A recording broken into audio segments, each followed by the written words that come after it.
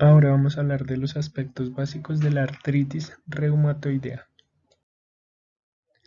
Prevalencia mundial es aproximadamente de 5 por cada 1000 habitantes adultos. Se presenta 2 a 3 veces más frecuente en mujeres que en hombres. Se puede presentar, sin embargo, a cualquier edad y la incidencia pico se encuentra en la sexta década de la vida. La definición: la artritis reumatoidea es una enfermedad inflamatoria crónica que afecta la membrana sinovial y que existe una destrucción del cartílago articular, pero también del hueso yuxtaarticular. Entonces, esta es la explicación fisiopatológica de la artritis reumatoidea. Al ser la artritis reumatoidea un proceso inflamatorio autoinmune, quiere decir que hay una pérdida de la tolerancia inmunitaria. Vean como acá, superior a la izquierda, en el nodo linfático o en la membrana sinovial, una célula presentadora de antígenos presenta un autoantígeno a una célula, a un linfocito T nativo, es decir, no activado, mediante el complejo mayor de histocompatibilidad y la liberación de ciertas interleuquinas como la 12, la interleuquina 6 y la interleuquina 23. Pueden ser autoantígenos o antígenos virales o bacterianos o de cualquier forma microbiológica. Y es por esto que la explicación de la microbiología está implicada en la autoinmunidad. Entonces, una vez la célula presentadora de antígenos le presenta un autoantígeno a un linfocito T nativo, el linfocito T nativo tiene esa pérdida de la intolerancia, de la tolerancia inmunitaria, y va a generar una activación de este linfocito a las formas de linfocitos Th1, linfocitos Th17 y linfocitos T helpers, mediante la liberación de ese linfocito T nativo de interleuquinas 2 y 21 para que se active ese linfocito T. Una vez ese linfocito T se encuentra activado, va a activar a su vez a los linfocitos B para que se diferencien a células plasmáticas. Por otro lado, el linfocito T activado, Th1, Th17 y T helpers, van a liberar linfoquinas como la interleuquina 17 y el interferón gamma, que van a generar una activación de los macrófagos a nivel de las membranas sinoviales. Entonces, por un lado, cuando los linfocitos B se diferenciaron a células plasmáticas, las células plasmáticas van a liberar autoanticuerpos contra ciertas proteínas, ciertos péptidos. Uno de los más reconocidos son anticuerpos contra péptidos citrulinados. Y es por eso que los pacientes con artritis reumatoidea se les encuentran anticuerpos anticitrulina, como se observa en esta parte. Vean que estos anticuerpos anticitrulina van a generar inmunocomplejos y estos inmunocomplejos se van a depositar en las membranas sinoviales, que por un lado el inmunocomplejo creado por los anticuerpos anticitrulina se van a unir a receptores de factor cristalizable de esos inmunocomplejos en los macrófagos y pues van a activar por otro lado al macrófago. Pero vean que no solamente se liberan autoanticuerpos contra proteínas citrulinadas, sino que también las células plasmáticas liberan anticuerpos de tipo factor reumatoideo. El factor reumatoideo, por otro lado, va a generar activación del complemento y pues por lo tanto el complemento va a estar activo en estos pacientes. Pero también el factor reumatoideo va a activar también a los macrófagos. Entonces la activación de los macrófagos a nivel de la membrana sinovial está dada por tres partes. La activación por la liberación de citoquinas por los linfocitos Th1 y Th17 de interleuquina 17 e interferón gamma, por la activación por inmunocomplejos de autoanticuerpos citrulinados y por la activación del factor reumatoideo. Ahora bien, ¿qué va a hacer el macrófago activado? Va a hacer varias cosas. Por un lado, recuerden que también los fibroblastos a nivel de la membrana sinovial liberan un ligando que es el ligando contra el receptor activador del factor kappa beta, es decir, RANKL. Ese RANKL, ese ligando, va a activar pues al receptor activador del factor kappa beta, y la activación del factor kappa beta lo que va a hacer por un lado es que va a diferenciar los osteoblastos en osteoclastos, es decir, va a haber una diferenciación y una activación de los osteoclastos. También sumado a que los macrófagos liberan citoquinas proinflamatorias como el factor de necrosis tumoral, la interleuquina 1 y la interleuquina 6. Esa activación de los osteoclastos va a generar una resorción del hueso yuxtararticular, pero también la liberación de esas citoquinas proinflamatorias van a generar activación de los condrocitos. Los condrocitos, por su lado, van a liberar metaloproteinasas que van a degradar el cartílago de esa articulación sinovial.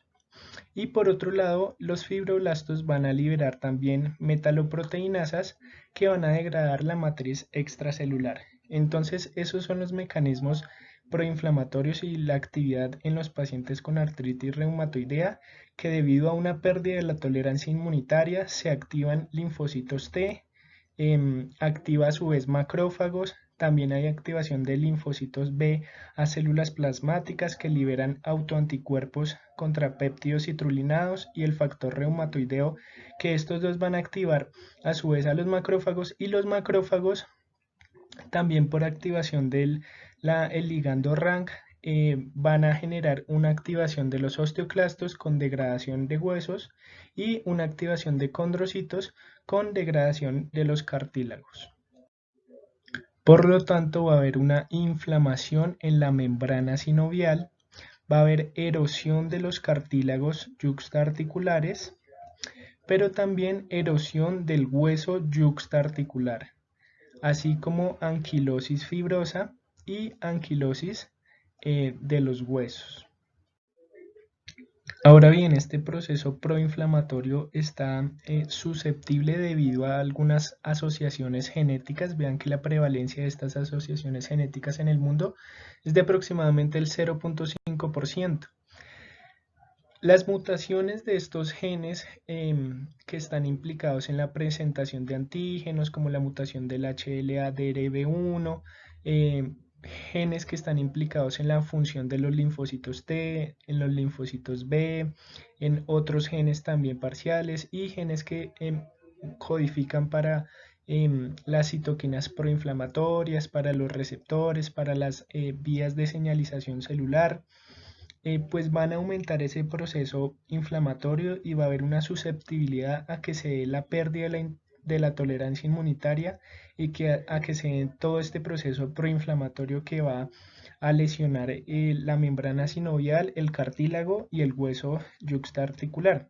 Pero ven que no solamente asociaciones genéticas, sino que asociaciones del medio ambiente. Les dije que antígenos también se pueden presentar de virus, de bacterias, del medio ambiente, y vean cómo ciertas bacterias, ciertos virus como el virus del Epstein-Barr, el humo del tabaco y el sílice va a generar esa pérdida de la tolerancia inmunitaria y está implicado en este proceso autoinmune.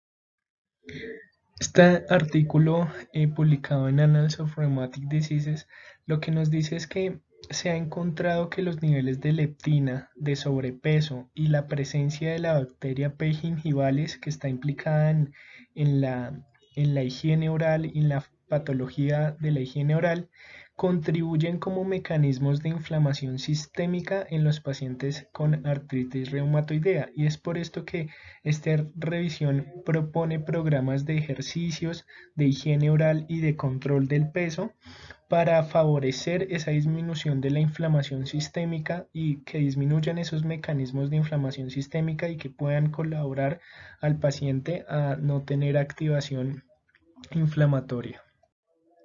Y pues las revisiones en cuanto al tema no cesan, la literatura es muy clara y hay muchas revisiones entre asociaciones entre la enfermedad periodontal por P. gingivalis y la activación de autoanticuerpos contra péptidos citrulinados y pues que ayudan al desarrollo de la artritis reumatoidea. Ahora vamos a hablar de la presentación clínica. Por lo tanto, la artritis reumatoidea es una enfermedad poliarticular, puede comprometer cualquier articulación del cuerpo, eh, es simétrica y es bilateral. Los pacientes generalmente, al tener un proceso inflamatorio en la membrana sinovial, pues van a acudir con dolor e hinchazón en las articulaciones más frecuentes en manos y pies.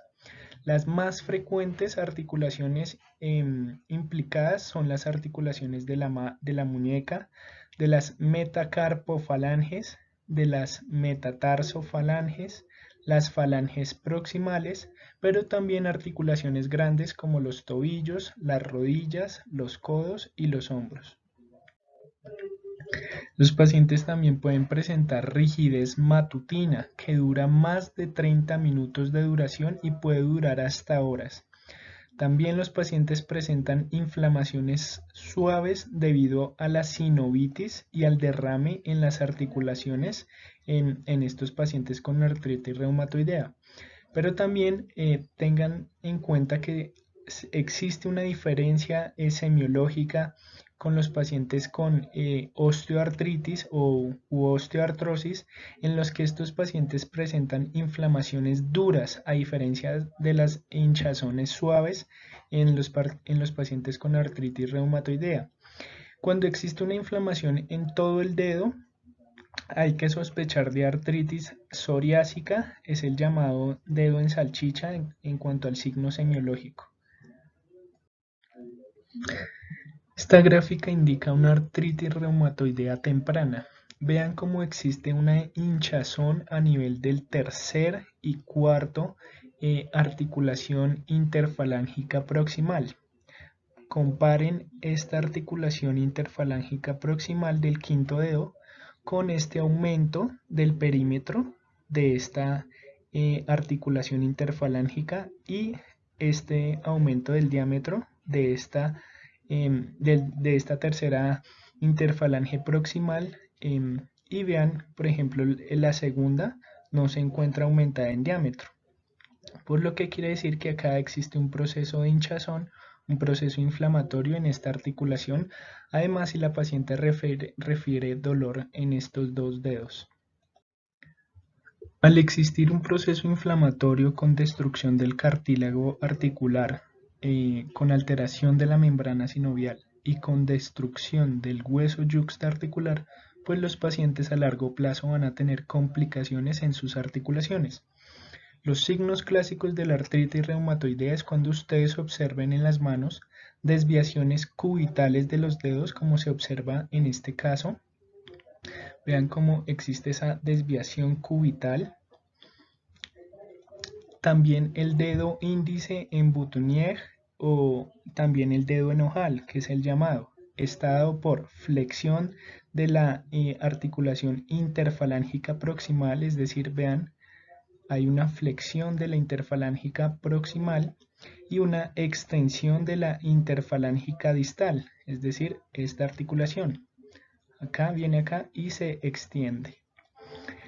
El otro signo es los dedos en cuello de cisne, cuando existe una hiperextensión de la interfalángica proximal, es decir, acá vean como ya no hay una flexión sino una extensión y una flexión de la interfalángica distal. Es decir, sería como lo contrario, cuando exista una flexión y una extensión en esas dos articulaciones y lo contrario, pues eso es muy indicativo de que hay un proceso de lesión crónica de las articulaciones. Esta gráfica, por otro lado, nos muestra entonces toda la historia natural de las alteraciones articulares en las manos de los pacientes con artritis reumatoidea. Vean acá una artritis reumatoidea temprana, de nuevo con hinchazón de las interfalángicas proximales, Vean cómo se encuentran hinchadas estas. Acá una artritis reumatoidea un poco más avanzada con un proceso de sinovitis de la articulación metacarpofalángica, es decir, vean acá la articulación de los metacarpos y las falanges proximales, vean esta hinchazón que indica sinovitis, vean el signo de cuello de cisne, una extensión de la interfalángica proximal y una flexión de la interfalángica distal. Se observa un poco más leve acá la extensión y acá la flexión. Y también vean el eritema y la hinchazón en esas articulaciones. Y ya acá un proceso de artritis reumatoidea un poco más avanzada, muy avanzado, ya con la desviación cubital de los dedos.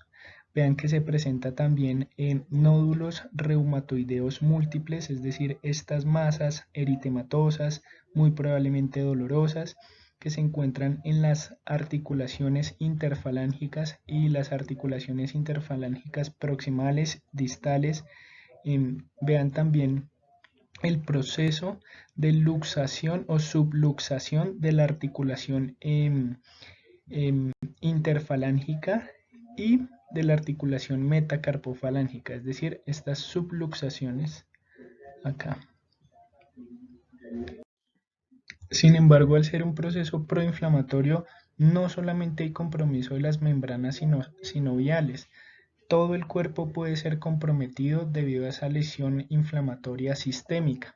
Por lo tanto, los pacientes pueden presentar nódulos reumatoideos a nivel pulmonar, vasculitis reumatoidea, es decir, con lesión de los vasos de pequeño tamaño o también de mediano calibre, enfermedad cardiovascular. Recuerden que las enfermedades autoinflamatorias y autoinmunitarias son factores de riesgo cardiovascular porque aumentan las placas ateroscleróticas, las desestabilizan y pueden contribuir a procesos trombóticos y pues efectos mayores cardiovasculares. Y la enfermedad pulmonar intersticial, que puede ser comprometida por tan solo pleuritis crónica, que puede o no tener derrame pleural, pero también puede generar neumonitis intersticial difusa con fibrosis del parénquima pulmonar. Pueden generarse nódulos reumatoideos intrapulmonares, no solamente se pueden encontrar nódulos reumatoideos en el pulmón, pero también en todos los órganos. Y por último, la hipertensión pulmonar en estos pacientes. Les dejo acá una lista de todos los efectos y todas las manifestaciones extraarticulares, tanto manifestaciones dermatológicas, oftalmológicas, pulmonares, cardiovasculares, gastrointestinales, renales, neurológicas y hematológicas, para que pausen el video y vean todo lo que pueden presentar los pacientes. Estos son los cambios radiológicos que ustedes pueden observar en las radiografías de los huesos y las articulaciones. Por un lado, el ensanchamiento del espacio articular, como señala la flecha azul. La erosión ósea de los huesos, vean acá cómo se observa esa erosión ósea. Comparen esta porción del hueso con esta porción que señala la flecha rosada. Subluxaciones de las articulaciones, como señala la flecha amarilla. Y la anquilosis, que es ese proceso donde ustedes ven acá ese reforzamiento óseo entre las articulaciones, pérdida de la articulación por unión entre ambos huesos, por esa misma pérdida del cartílago articular. Vamos a hablar del diagnóstico. Entonces, el diagnóstico se realiza con los criterios del Colegio Americano de Reumatología y la Liga Europea contra el Reumatismo, publicados en el año 2010. El diagnóstico se realiza al realizar esta clasificación de compromiso articular, compromiso serológico, síntomas y reactantes de fase aguda, y según lo que presenta el paciente se suman los puntos. El compromiso articular, si el paciente tiene solamente una articulación comprometida grande, 2 a 10 articulaciones grandes, si tiene de 1 a 3 articulaciones pequeñas, si tiene de 4 a 10 articulaciones pequeñas y si tiene más de 10 articulaciones pequeñas, incluyendo si tiene más de 10 articulaciones totales o una, incluyendo una que sea pequeña. En cuanto a la serología, si el paciente es negativo para el factor reumatoideo y negativo para los autoanticuerpos o los anticuerpos anticitrulina, pues no se puntea. Si tiene títulos bajos positivos para factor reumatoideo o para anticuerpos anticitrulina, o si tiene títulos positivos altos contra alguno de los dos, se dan otros puntajes. Si el paciente lleva menos o más de 6 meses de síntomas, de 6 semanas, perdón, de síntomas, y si el paciente tiene reactantes de fase aguda con la proteína C reactiva o la velocidad de sedimentación globular, se suman los puntos. Si el paciente tiene mayor o igual a 6 puntos, el paciente tiene artritis reumatoidea, y vean la sensibilidad y la especificidad. Estas son las definiciones de remisión en artritis reumatoidea. En cualquier momento el paciente puede satisfacer todos los siguientes, y la definición de remisión está dada por la definición de Boulón, donde debe haber un recuento de articulaciones dolorosas menor o igual a 1, un recuento de articulaciones inflamadas menor o igual a 1, proteína C reactiva menor o igual a 1 miligramo decilitro, y la evaluación global del paciente con la escala de SDAI o CDAI o DAS28 debe estar menor o igual a 1. Estos son las escalas y los puntajes clínicos que se pueden medir en los pacientes con artritis reumatoidea para evaluar la actividad y la severidad de la artritis reumatoidea. Ustedes pueden buscar y aplicar la escala DAS28, la CDAI, la SDAI y la RAPID-3. Esta tabla lo que nos dice es qué miden cada una de ellas, el número de articulaciones comprometidas, si están con dolor o hinchadas, la evaluación global física, los reactantes de fase aguda, la evaluación de los pacientes global de los pacientes, la función de los pacientes o el dolor de los pacientes.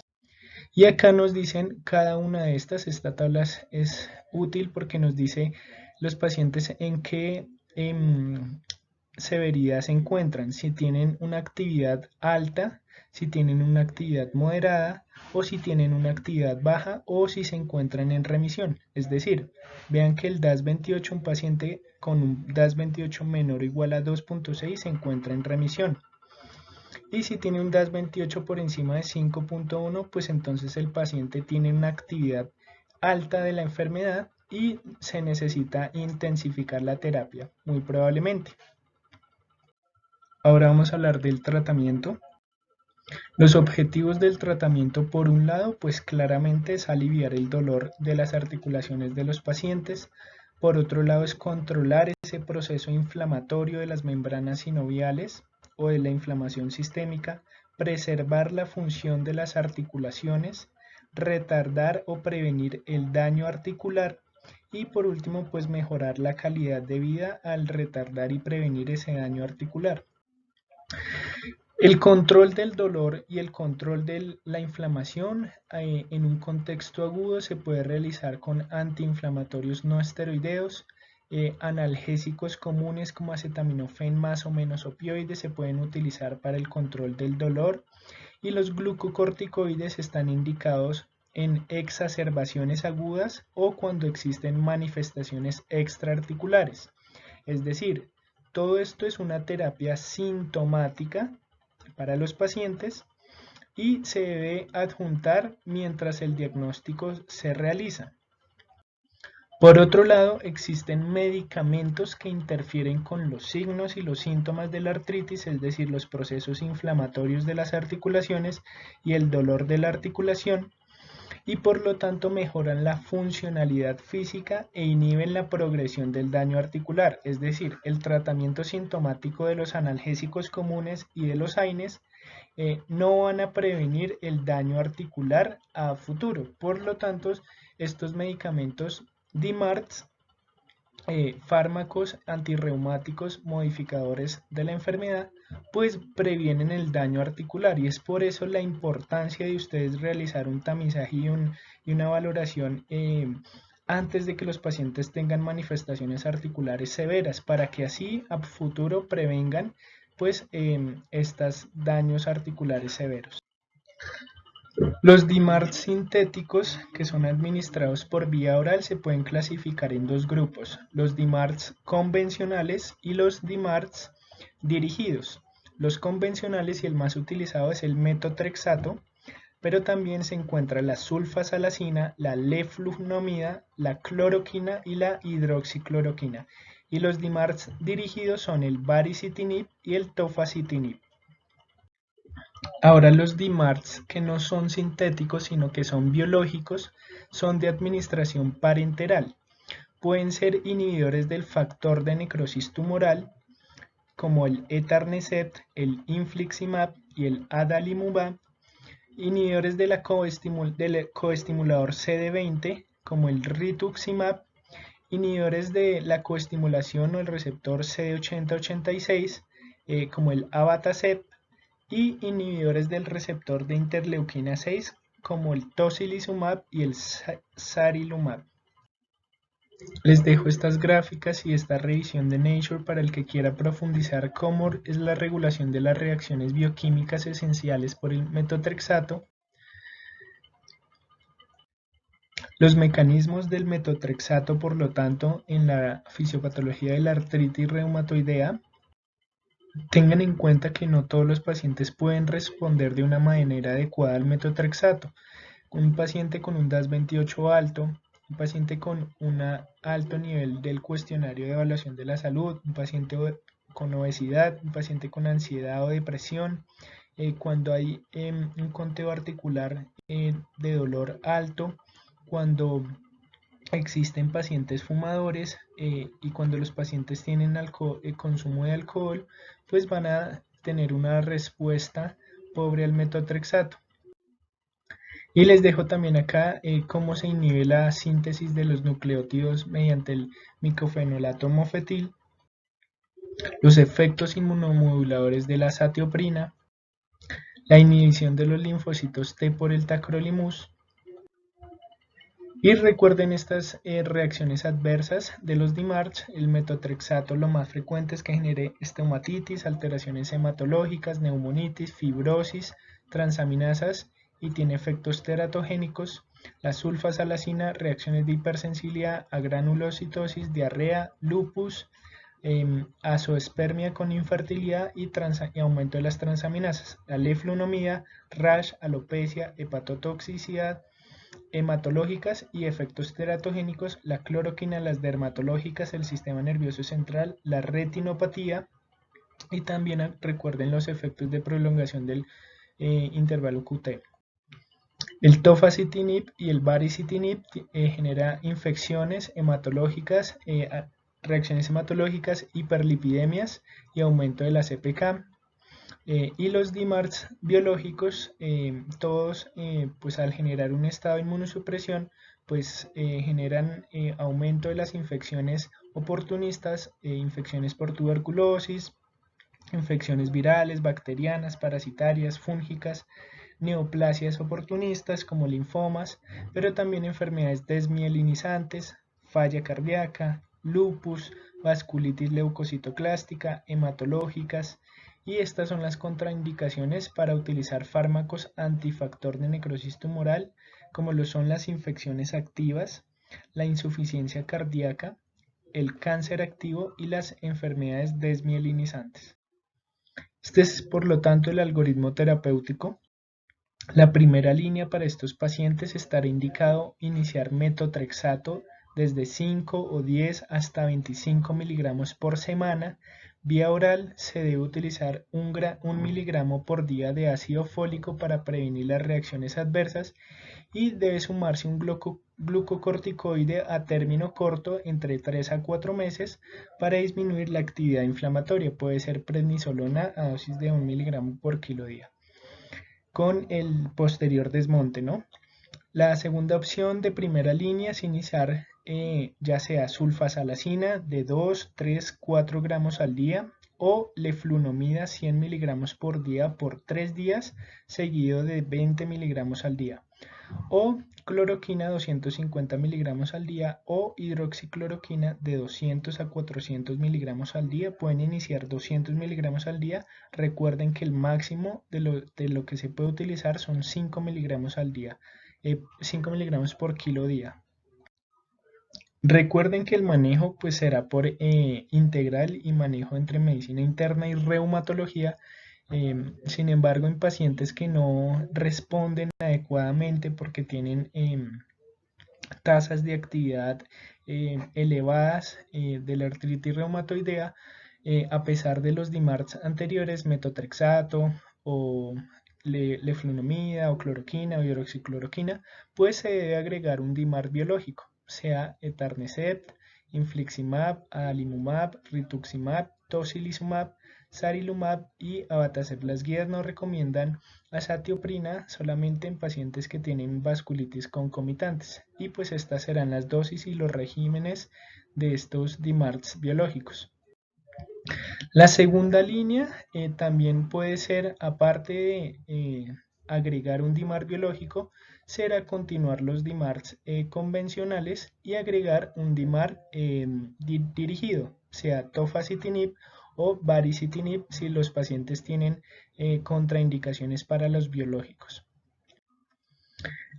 La segunda opción será continuar el DIMARD convencional o agregar otro DIMARD convencional, es decir, metotrexato más hidroxicloroquina, metotrexato más leflunomida, metotrexato más sulfasalacina. La tercera línea farmacológica, la primera opción es usar otro DIMARD biológico, cambiar de etanercept a abatacept, por ejemplo, o utilizar un DIMARD dirigido y agregar un DIMARD convencional. La segunda opción es repetir la tercera línea con otros medicamentos DIMARDs hasta tener el objetivo. Por lo tanto, pues esa es la función del reumatólogo. Las fases de remisión se deben de disminuir las dosis, es decir, por ejemplo, cuando un paciente tenga un DAS28 menor a 2.8, o la otra opción es extender los intervalos. Si el paciente llega a tener una recaída, pues se utiliza la última línea eficaz que tuvo control y remisión. Este es el algoritmo de manejo propuesto por la EULAR en el año 2016. Recuerden, en la fase 1 se realiza el diagnóstico clínico de la artritis reumatoidea. Se debe iniciar metotrexato, se puede combinar con los glucocorticoides en término corto de media 15 días a un mes, o iniciar leflunomida o sulfasalacina. Una vez se le inician estos DIMARDs convencionales, pues se evalúa a los 3 meses hasta llevar al paciente a las metas, y se evalúa cada 6 meses.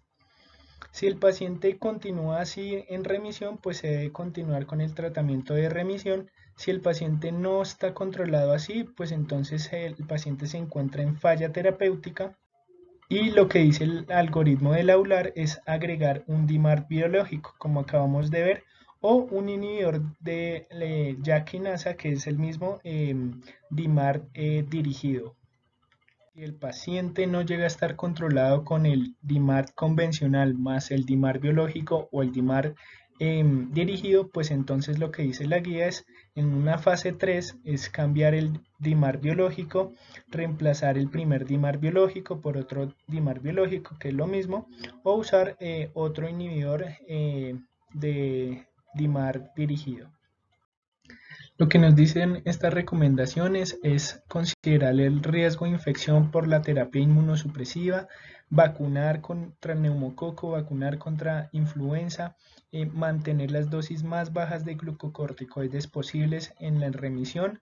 Si el paciente desarrolla neumonía adquirida en la comunidad, pues tratar tal y cual como son las guías de neumonía adquirida en la comunidad. Se deben suspender los DIMARDs convencionales, suspender metotrexato, suspender leflunomida, suspender hidroxicloroquina. Si los antibióticos se inician, o suspender los DMARDs biológicos si se encuentra una infección bacteriana activa y severa. Esto se deben reactivar los medicamentos y las terapias inmunosupresivas una vez se completó la terapia antibiótica y el paciente tiene em, remisión de la enfermedad infecciosa. Si el paciente desarrolla toxicidad hematológica, pues se deben suspender los fármacos inmunosupresivos. Se debe administrar ácido folínico como terapia de rescate para el metotrexato. Y si el paciente desarrolla lesión renal aguda, pues se deben suspender igualmente los fármacos inmunosupresivos y dar ácido folínico en metotrexato. Espero les sea de utilidad.